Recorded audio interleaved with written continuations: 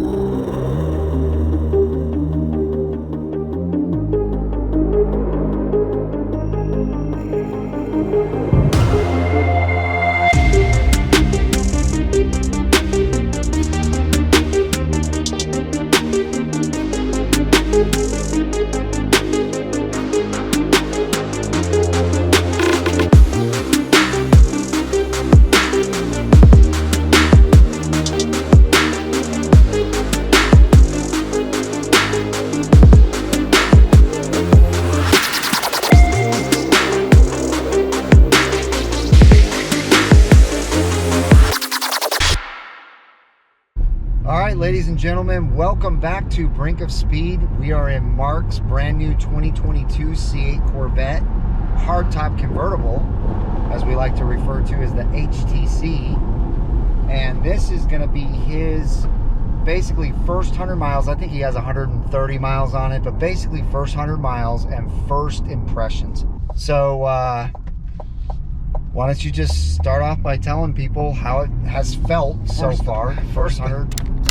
First of all, I can't believe I'm driving my car. This is incredible to be driving this. You know, it's one thing when I was driving yours, Mike, but when you drive your own, I mean, and to feel it and really know that it's yours and that, you know, it's just incredible. I can't tell you how cool it is, how great it feels. My wife asked me, so do you have buyer's remorse? Everybody has buyer's remorse. I said, absolutely not. This is absolutely an incredible car. It feels so cool. There's so many things we could talk about, but just the initial impression, I've got 130 miles on it. You know, 60 were coming home from the dealership, right? Right. So everybody's giving me crap for only having 133 miles on it. Well, I've gone on a long distance drive from the dealership. I've gone to 2 car shows, and I've done 3 laps around Texas Motor Speedway.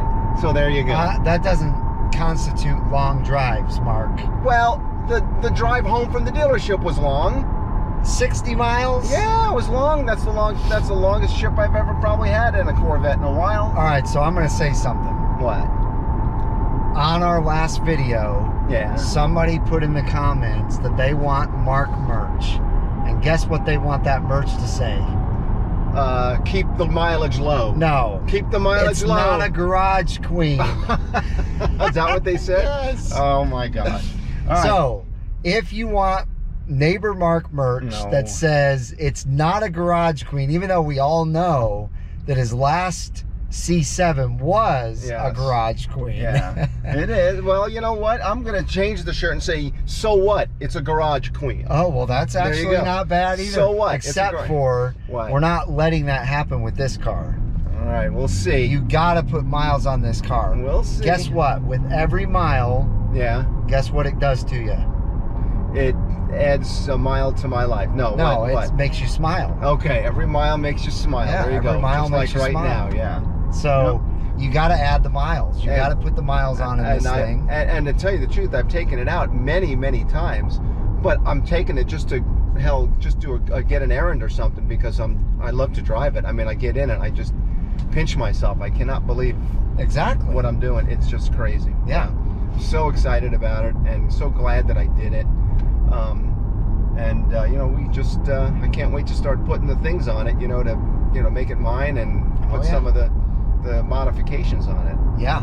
And as you guys saw in the drone work that I did at the beginning of this video, his car is completely bone stock right now. Nothing has been added to it. And you guys are going to get to see from the time he bought the car till he has everything on the car that's an addition, what the transition looks like. Yep, so. And you saw I got the Z51 wing from John G in New York. Yeah. So John, again, thank you for doing that. You know, I had a funny call from my friend today, and he goes, Mark, are you going to put that on? I'm like, no, I don't think I'd put it on. I don't know if I could drill into my bumper. Right. He goes, Mark, I agree with you totally. I'd rather drill into my femur than drill into the back bumper of my new Corvette. That's extreme. That's Tom C. Thanks, Tom, for that comment. Made me laugh out loud, literally. So That's hilarious. yep. So what else? What do you think? I know in the initial video that we did, I think you talked about the mag ride, but tell us again now that you've experienced all the different modes. So, what I wanted to add, just tell you that it is really incredible when I was playing around with the Tour Sport, and because I got the Magna ride, right? Right. Which was $1,900, right? $1,895, I think. Right. It's just incredible. I had the Tour Sport track in the C7, but I didn't have the Magna ride. But when I turn this from Tour to Sport to track, it totally changes it. It is like 3 different cars, much different than just the Tour Sport. Because really, with the C7, it didn't change the ride feel. It Not changed at all. Changed the steering, right? Yes. Might have The changed sound. the sound, the brakes, Right. but the car just has the 3 different feels to it that it didn't have on my C7. So if I go to Tour and I swing like this, it's, you know, a Tour. But then I go to Sport.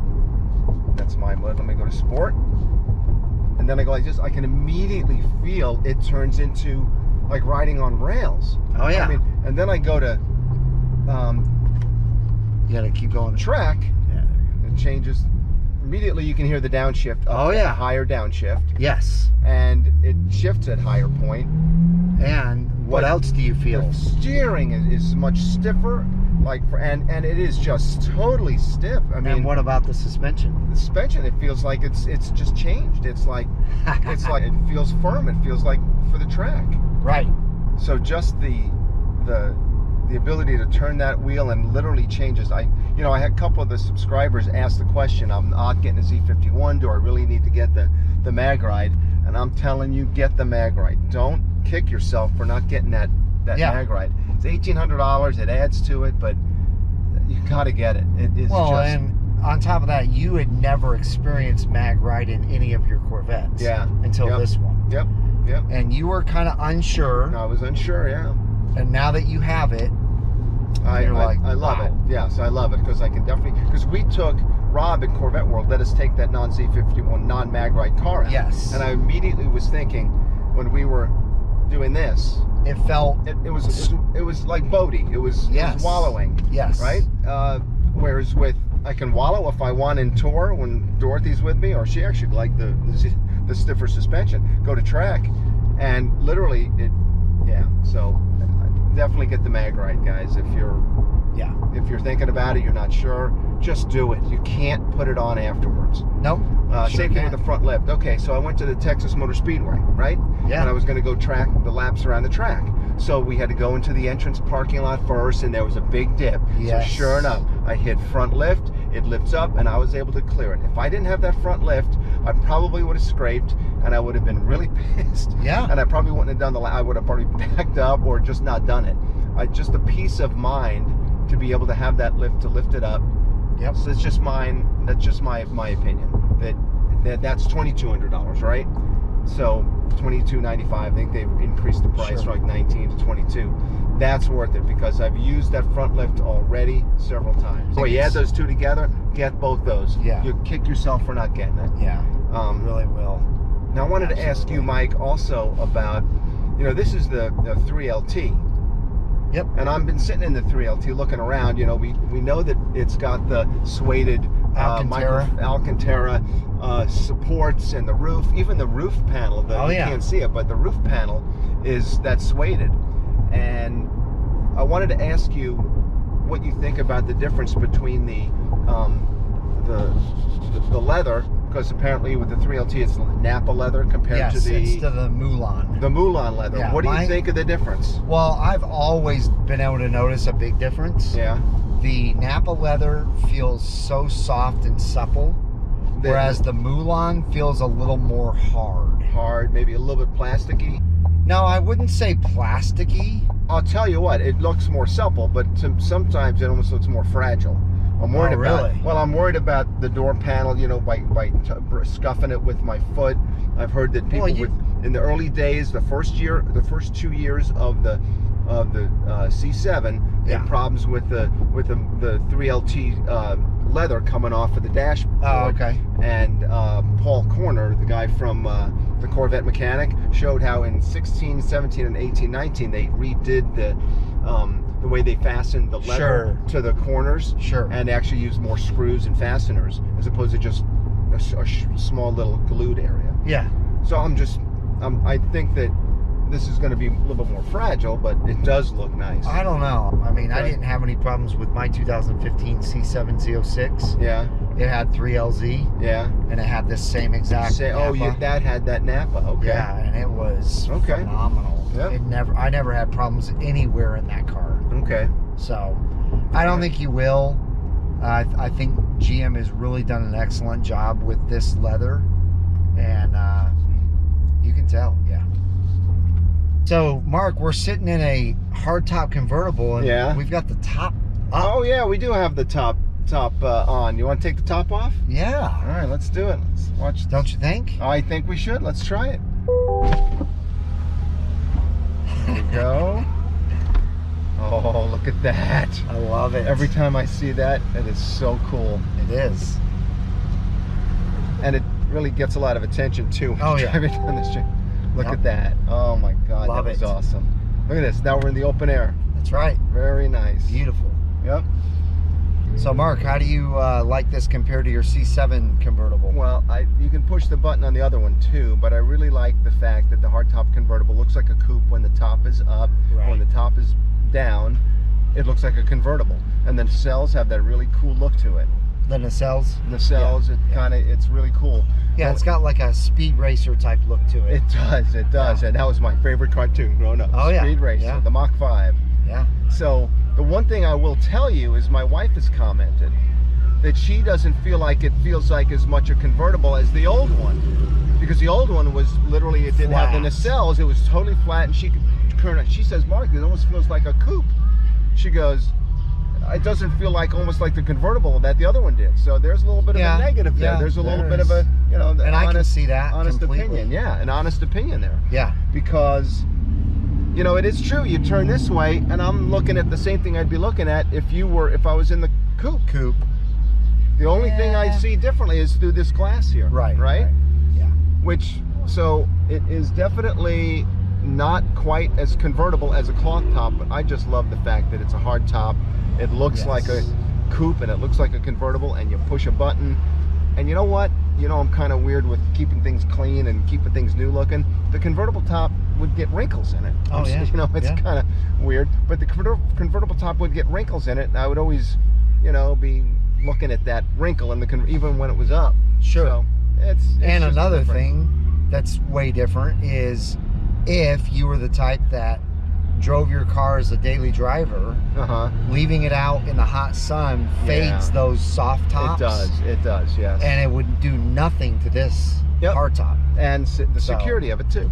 Security, it's a hard top. You can't, with a regular convertible, you just literally take a knife, go through it, and take something out if they want it. Oh yeah, absolutely. So so that's kind of the pro and con to the hardtop convertible. Yeah. But I do know from looking at all the news clips on a lot of the Corvette sites, the hardtop convertible is now becoming almost higher than 50% of the sales. Hardtop convertibles are going up, so people are starting to like it and dig it, and I think that's it's cool. That makes sense. I mean, if you can afford this car, you probably can afford the extra $7,500. Yep. And if you like the open air and you're going to take your target top off all the time anyway, you might as well do this and have the convenience of not having to unlatch it, get out, take it off, put it in the back. And also, one thing, when you do have the top off of the coupe, it cuts into your luggage space. Oh yeah, where this keeps the luggage space. Yes. Not that I'm going to be cross country traveling in it. Right. No comments. Well, you should. Yeah, that's right. You should. You should. Yeah, I know. We should go on a trip together. Yeah, I'd like to do one of those, road trips for. Yeah, one of those the conventions or the Bowling Green Bash. I'm telling you right now, it's the most comfortable road tripping car I've ever driven. It is so comfortable. I love just driving it. It's like I feel like I'm driving a my wife says it feels like a Cadillac when it's a Cadillac, and it feels like a race car when it's exactly when you're getting on it. When you're getting on it, yeah, it's the most amazing thing. Yeah, it is. So. It totally is. Yep. So I am so pleased. I can't even tell you how pleased I am. I love the black interior with the red stitching. Yeah, I love the black interior with the red stitching. I think it's going to wear well. You guys, everybody knows that blue, rapid blue, is my next favorite color, and I really like that tension blue interior, yeah. which is really neat. But for me, this is classy. It's classic, and oh yeah, and you just can't beat torch red. There's something about it, especially when it's clean. Yeah, that just blows my mind. Yeah, and it is unbelievable. We're driving along the street here, down this main street here, and everybody's like staring and looking. Oh, yeah. And absolutely. Not that I care about that, right. but it's definitely a head turner. Oh yeah. All right, Mike. A couple other things I wanted to talk about is I've only got 116 miles, or 100 and. Oh, is it 116? No, that's 116 left on my gas gauge. On your gas gauge. Yeah, so I'm at like 133, right? Okay. So I really don't know what the power's like. I'm trying to be nice. I'm trying to go easy on it. So I don't really have a first impression of the power. I'm certainly not going to do launch control. No. For a couple of years. No. Ever? No. We'll have to see. I just haven't. I'm supposed to keep it easy. Right. So but I am. The salesman Ronnie from Holiday did say, that doesn't mean you can't still drive it. Spirited driving. Just don't. Or obviously go over the rev of, what is that? 3,500, 4,000. All right. I think it's 3,500. 3,500. Yeah. So that's pretty low. So I've not done any of that.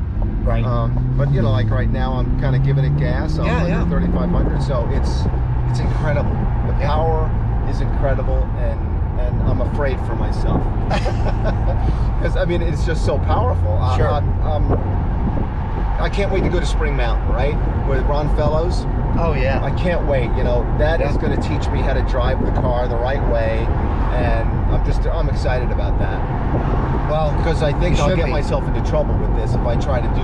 I think I might try to take a turn faster than I should, and I haven't learned to use it and downshift properly with this DCT. Sure. So I'm looking forward to that. But every time, just when I park it, when I walk away from it, I can't tell if the front or the back angle is better. It is incredible. That's how I was too. All the shape, the shape of every piece of this car is incredible. When I first saw the side vents, that looks awkward. That kind of looks. When you see it, it just looks fantastic. But it's just, we're doing 50 miles an hour now. It's just smooth as silk. Oh yeah.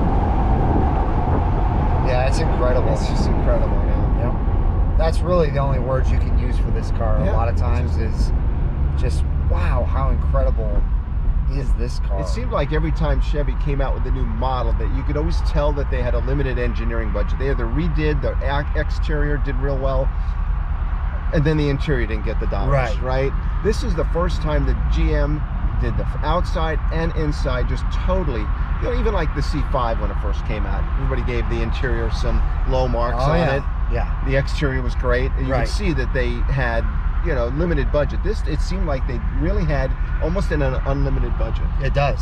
And I agree. I don't know how Chevy's making money on it, to tell you the truth, because, for what they're charging for it, it's just incredible. Yeah. I think the bean counters kind of went away. I'm hoping.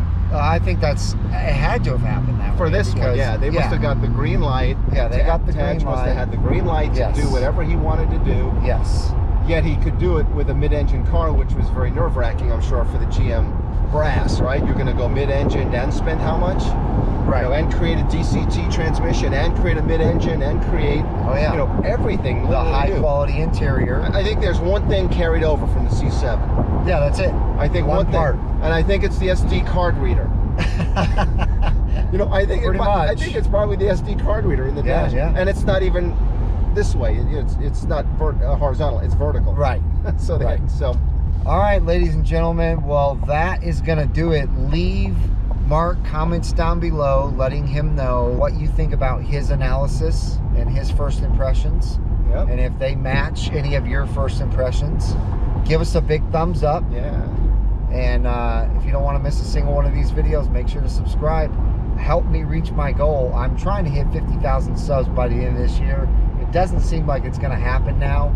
I'd have to have a huge amount of subs happen between now and then, but maybe I'll hit 45,000. You're almost there. You're almost there. You're getting there. We'll see. We'll see. Yeah. But smash that red subscribe button and the bell for notifications when new videos are uploaded. I hope each and every one of you has a wonderful rest of your day, and we'll see you guys out on the road.